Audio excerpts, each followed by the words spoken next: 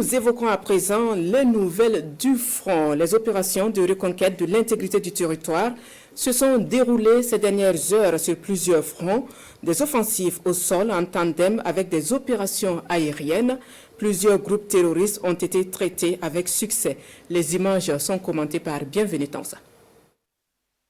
Au cours de la semaine, plusieurs offensives ont été menées avec succès.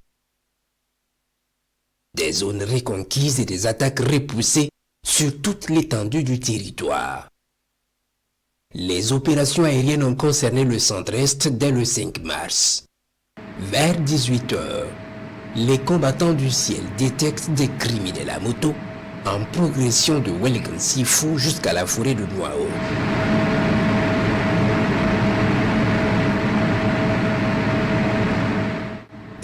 Se joindre à un groupe plus important stationné sous des arbres pour probablement une réunion de planification d'attaque.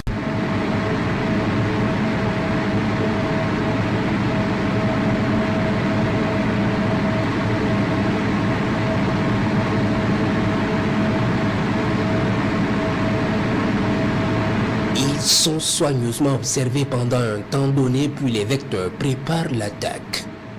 Un puissant missile va fendre le ciel et s'abattre sur eux. Et la zone partira en feu totalement avec leurs moyens logistiques de combat.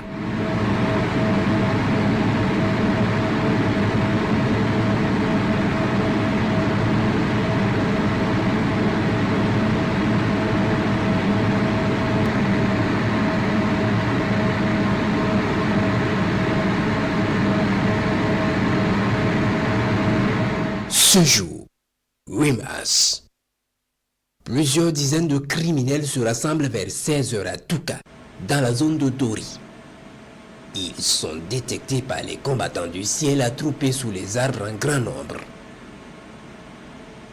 Après un bref temps d'observation, plus de temps à perdre, ils préparent l'attaque et un missile va les frapper efficacement.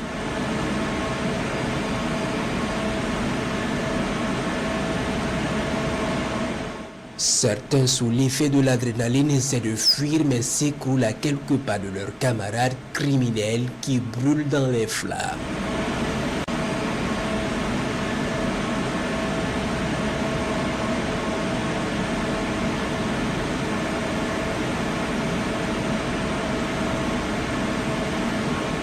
Les cadavres des criminels jonchent la zone.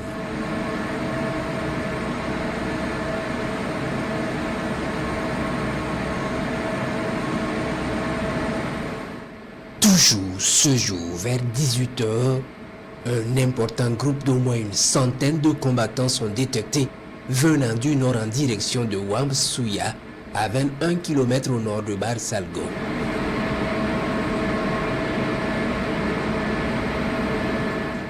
Ils sont immédiatement suivis.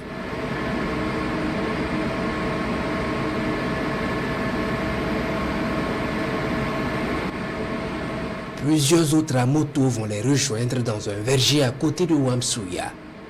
Visiblement et clairement, une attaque est imminente. C'est l'heure des dernières consignes.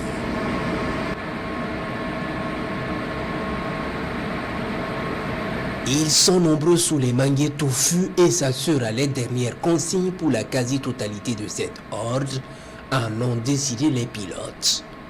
Le choix d'un missile particulièrement violent est fait pour agir efficacement sous ces couverts denses. Ils sont violemment frappés dans leur prise de consigne.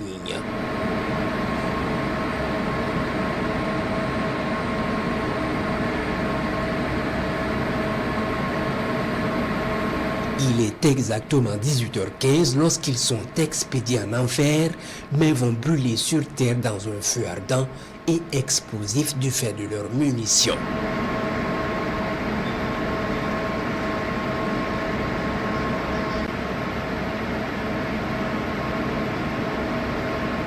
Les opérations se poursuivent.